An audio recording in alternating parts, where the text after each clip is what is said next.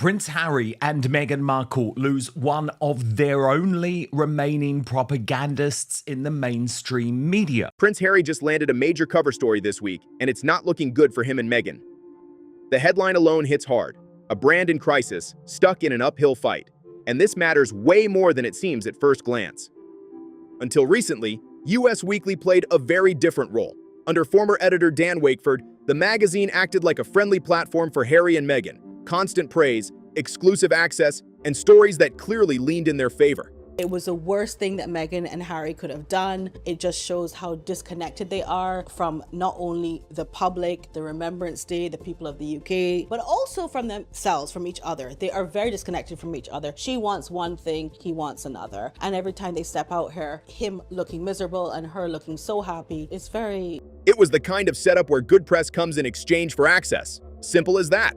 But now, things have shifted.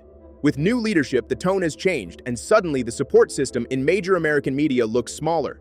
That's a big deal, because their influence has depended on just a few outlets willing to share their side of the story. Now, with US Weekly stepping back from that role, the media landscape feels tighter. Not completely gone, outlets like People still exist, but the shift is visible, and it changes the game. But here's where it gets even more interesting. Reporter Paula Froelich points out something deeper. This story might not be what it seems. The headline sounds harsh, but the content? It leans heavily on sources close to Harry and Meghan. The voices in the article consistently present them in a softer light than the title suggests. So instead of a hard-hitting investigation, it starts to feel like a polished PR message dressed up as criticism. Take the Kardashian party situation. Meghan Markle and Prince Harry face an uphill battle. Insiders and experts tell us what went wrong and how they can bounce. The article frames it as Harry and Meghan trying not to upset the royal family by asking for photos to be removed. Sounds reasonable, right? But another version says something very different, that the request came after strong public backlash, and that pressure led to internal fallout behind the scenes. Same pattern shows up again with the memoir talk. One source claims Meghan has offers but isn't interested, saying they are careful with their image. But that source is someone close to them, not independent, which makes the whole thing feel carefully managed. And then comes the real twist. You only get so many chances to make mistakes. Maybe that's true, but come on, I've had more chances than virtually any other high-profile person who had no experience yet got these deals worth tens of millions. One insider admits they insist on full creative control and final edits, and that what they can't say limits them. That one line says a lot. It suggests that everything we've seen, including past projects, may have been tightly controlled narratives rather than fully open stories. That detail might not have been meant to sound damaging, but it definitely raises questions. That curtsy scene everyone talked about? It wasn't sluchino added or misunderstood. It was approved, fully signed off, and intentionally kept in. That completely shuts down the idea that it slipped in without their awareness. I've realized that had she just stayed as a royal, it would have been the likes of Kris Jenner, desperate to be in a room with her. Yes. Desperate to be in a room with Meghan Markle, and how the tables have turned, and she's not as clever as she thinks. Yeah. She doesn't get that this is not good for her brand. I've never seen this sort of, I've never seen someone that struggles to just give us like one strip of authentic. Because here's the key point. Harry and Meghan had final edit control over everything they wanted. That means every controversial moment, including that one, was a conscious decision, not an accident. And that changes everything. The same content that caused backlash is now directly tied to their own choices. Yet at the same time, there are claims about wanting to protect important relationships. Those two things don't line up easily. Now the focus shifts to something even bigger, the publishing side. There's new insight suggesting that Penguin Random House is not moving forward with Meghan's memoir. And this isn't random, it's based on how things played out before. Is disappointed that her show didn't truly take off. She poured so much heart and soul into it and really believed it, says the source, adding that Netflix had predicted much higher viewership numbers. The deal for Harry's book Spare came with a massive advance, reportedly between $20 and $40 million. The book sold around 6 million copies, strong numbers, but behind the scenes, things weren't smooth. There were reported clashes during the writing process, including disagreements with the ghostwriter. And when it came time for the paperback version, where authors usually add new content to boost sales, That didn't happen. No updates, no extra promotion, nothing. That's a big miss from a business perspective. Then there's the money side. Reports say there were repeated requests for additional payments, but the response was firm. No more funds, especially since other promised projects tied to the original deal didn't happen. The result? The relationship appears to have cooled off completely. Season 2, which was a massive flop, didn't even make it to the top 10 charts, which for the amount of money that Netflix has paid is a colossal disaster. And that creates a serious shift. The publisher that once made the most sense, with the setup, experience, and past success, may no longer be an option. That doesn't mean a memoir won't happen. But now the strategy changes. Going independent could mean full control and full profits, but without the marketing power and financial safety net of a major publisher. So yes, the memoir could still be huge. But the path to getting there just got way more complicated. The reason she doesn't want to do it is because she is holding out for the divorce, and we know she had already pitched a post-divorce manuscript, or not manuscript, sorry, pitch, a sort of top-line pitch to various publishers. That reporting, by the way, was backed up by Vanity Fair. Now let's talk about the image strategy, because this part is getting attention too. There's an argument that the way their kids are shown in photos from behind or covered with emojis isn't really about privacy. It's being called security theater, something that looks protective but might actually be more about appearance. The idea is striking. In most situations, covering faces in photos would seem strange or even harsh. But here, with heart emojis, it's presented as caring and thoughtful. That flip, from something that could feel negative to something seen as protective, is exactly what critics are pointing out. Her business vision is just insanely out of touch and confusing. Oh God, no, I don't like it. It tastes fake. It tastes bad. It tastes like a cheap. It tastes. I swear, I know everyone thinks I'm fake because I'm hating Meghan. It really doesn't taste good. No, because I don't hate her, and I think that. All right, Valeria, you want to taste the yarn? And online reactions? Some describe it as visually odd and overly performative. Not just about privacy, but about how that privacy is being shown to the public. This whole privacy approach starts to look less like protection and more like a performance. It sends a message: we care more than other parents, while quietly putting everything online anyway. The idea is simple but sharp. If you show your kids normally, you're just like everyone else. But if you hide parts of their faces with emojis, suddenly it looks like you're more responsible, more careful, more aware. That's the image being created. But here's the twist. That caring display still puts them on social media. The faces might be partly covered, but they are still there, still visible, still part of the content. And experts point out something interesting. In November, the couple asked Kris Jenner and her daughter Kim Kardashian to remove photos of them from social media after attending Kris's 70th birthday party, which coincided with Remembrance Day in the UK. Partial visibility can actually pull more attention than full visibility. People get curious, they look longer, they focus more. So instead of reducing exposure, it can increase it. Now compare that with Harry's public stance.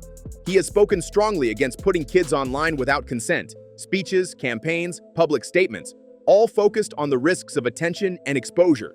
But then comes the contradiction. The posts with emojis still place them right in the spotlight.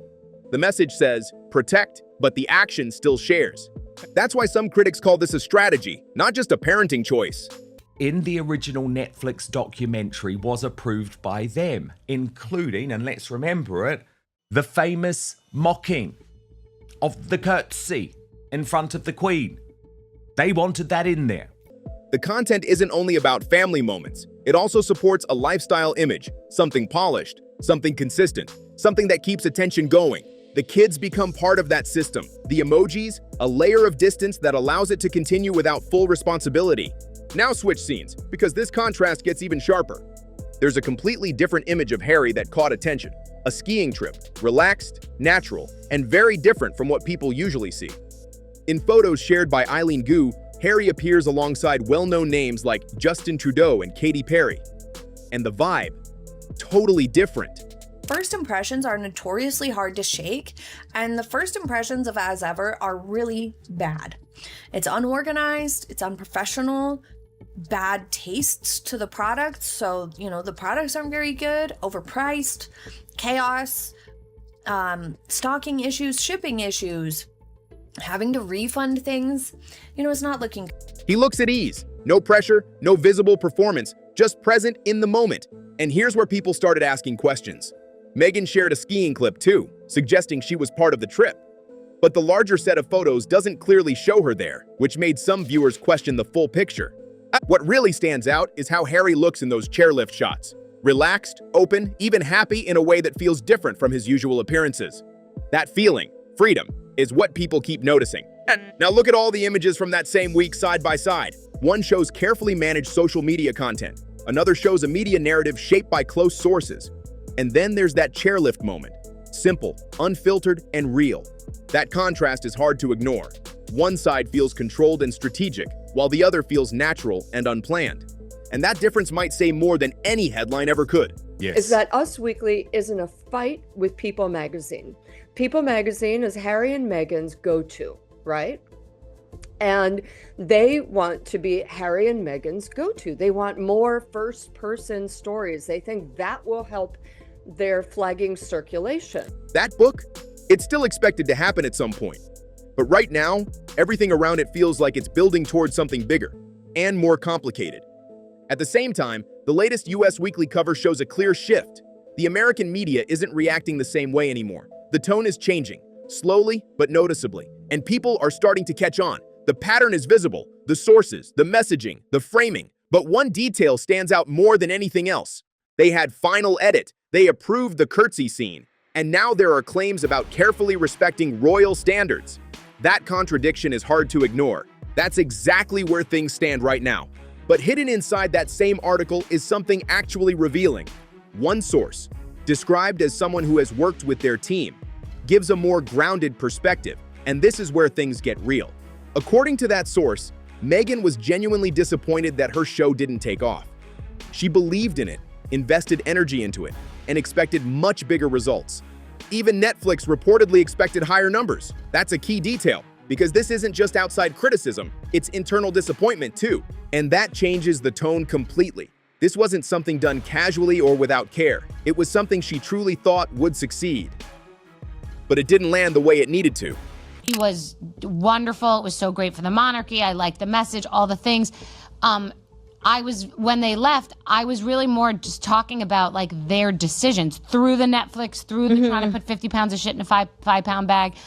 It just seemed like had they been managed properly or really been strategic, like played chess, it would have been such a different outcome. I don't know what happened to Amal and George. They're close friends. Like, I want to be best friends with George and Amal way more than I want to be at the Kardashians. Like David Beckham and Victoria. Like, where's that? Like, why wasn't she, like they should have come to the States and been like friends with Michelle and Barack. Like, so many things. It seems like people like in Hollywood. Justin Trudeau at the.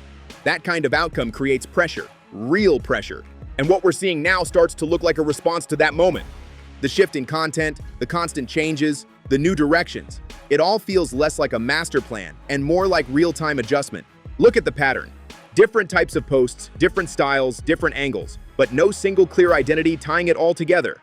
If there was a strong plan behind it, it would feel more consistent.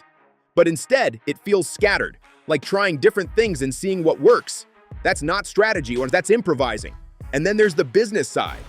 However, I will tell you one thing. Penguin Random House is not going to publish that book. They don't care. They gave Harry so much money. They will never earn back. At one point, Meghan launched a page using ShopMy, a common way influencers earn through product links. But that didn't last long. The page was shut down after just a few months. The explanation given? It felt too transactional, too focused on selling instead of meaning. But another view is much more direct. The numbers simply weren't strong enough to support it. And that's the challenge right now. The lifestyle and parenting space online depends on trust and strong audience connection. Without that engagement, it's hard to turn content into something sustainable. So the current direction faces a tough reality. Attention alone isn't enough. It has to convert, connect, and hold interest over time. And right now, that part still looks uncertain. Meghan's Instagram audience isn't simple. It's complicated. People follow her because of her royal connection, not because they see her as a trusted lifestyle or parenting voice. And that creates a major gap. First, I mean, I'm sure most people have seen it by now, but this was, of course, the Instagram that we received over Easter, specifically timed to try and push Catherine and William and their 3 children off the newspaper front pages in the UK, although she didn't succeed with that. But now the Times of London, where you are a regular contributor, Paula, has written a fascinating piece, quite a scathing piece, actually. Watching a celebrity is one thing. Trusting someone enough to follow their advice or buy what they promote is something completely different. That's exactly why the Shop My page didn't work out. Attention didn't turn into action. Views didn't turn into clicks. Now, the same challenge shows up again with this mom content direction. The audience she has right now isn't the same audience that follows parenting influencers. Those creators build trust through everyday moments, real-life struggles, and simple, relatable content. But Meghan's style feels different. It's polished, controlled, carefully presented, and that distance makes it harder for people to connect. The partial reveals, the staged visuals, the professional feel, all of that creates space instead of closeness. Offline childhood, they can instead broadcast endless nape shots of their child's necks, or slap a garish cartoon sticker on their face done in the name of hypocrisy or love. And that's a problem in a space where connection is everything. The same issue hits the lifestyle brand angle too. To succeed there, people need to feel like they're learning something useful. Tips, skills, ideas they can actually use.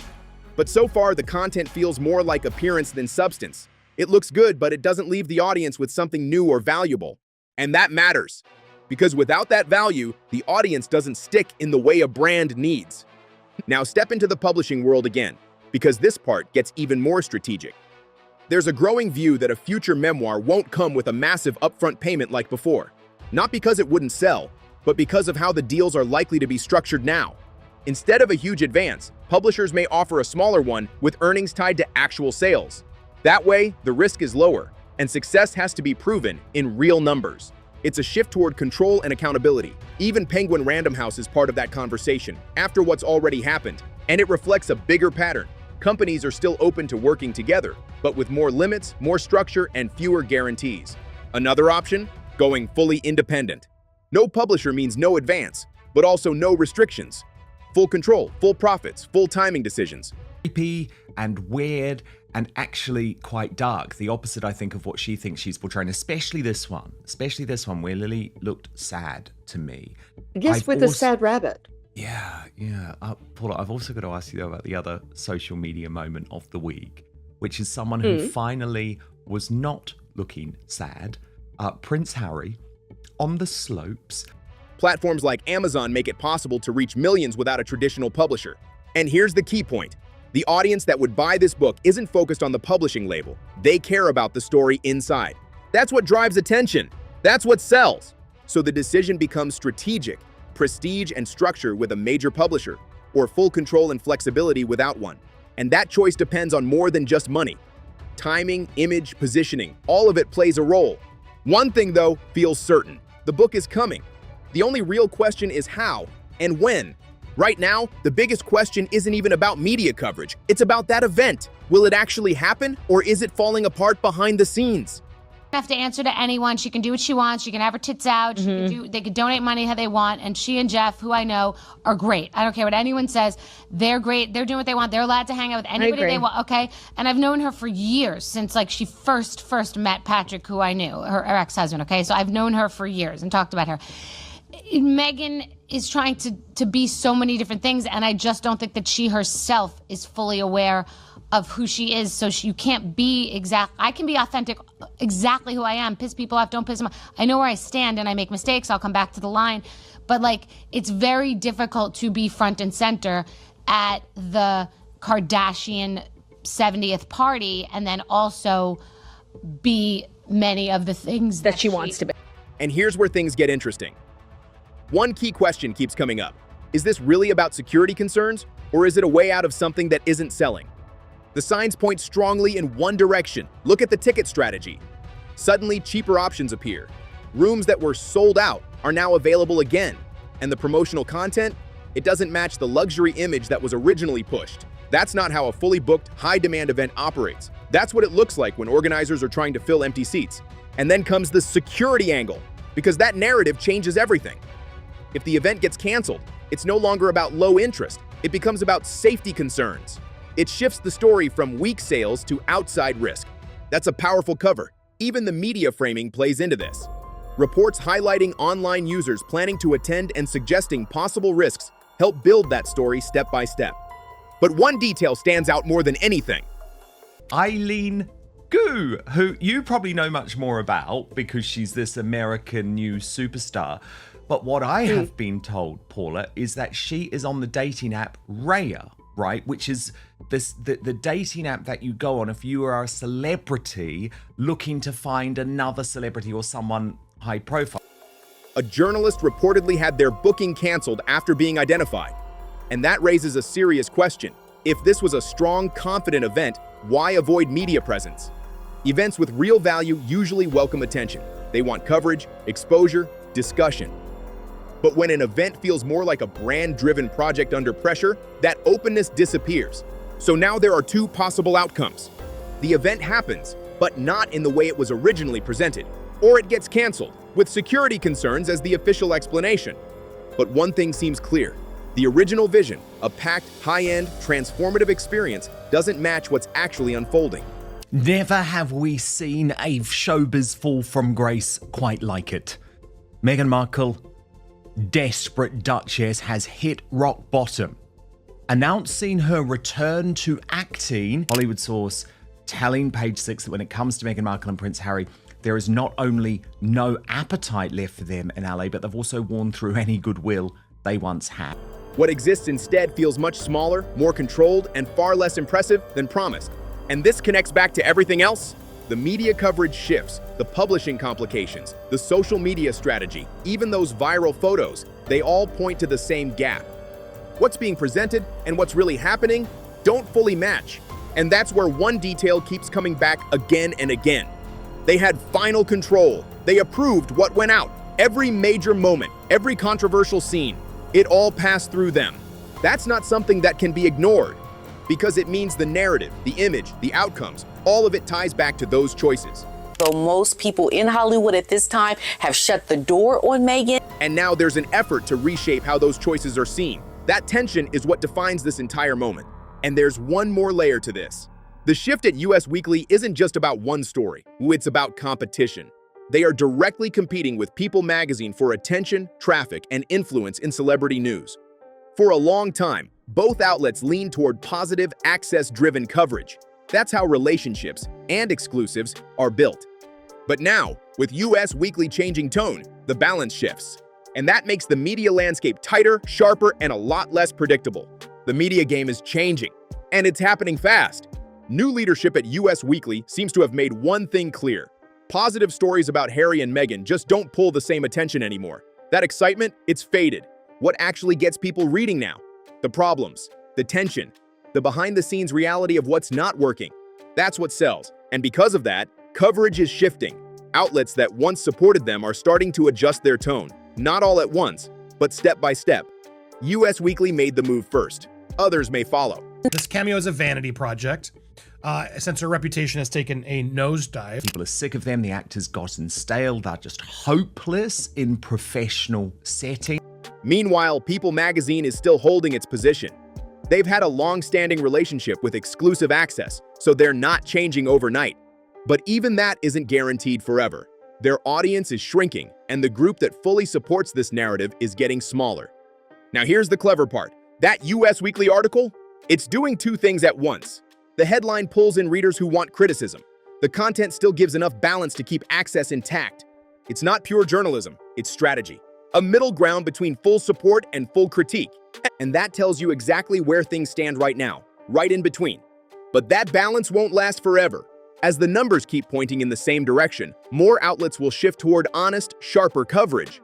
And that slowly reduces control over the narrative. Not all at once, but piece by piece. It's already happening across different areas. The media tone, the publishing challenges with Penguin Random House, the changing content strategy, all of it connects. This isn't one moment, it's a pattern. She is an absolute user of the media. She uses every conceivable way to try and play the victim and score points. An operation that's been losing momentum, trying new directions, but still searching for something that truly connects. And the contrast couldn't be clearer. One image shows control and strategy. Another shows pressure and adjustment. And then there's that simple, unfiltered moment. Harry looking completely at ease. That difference says everything.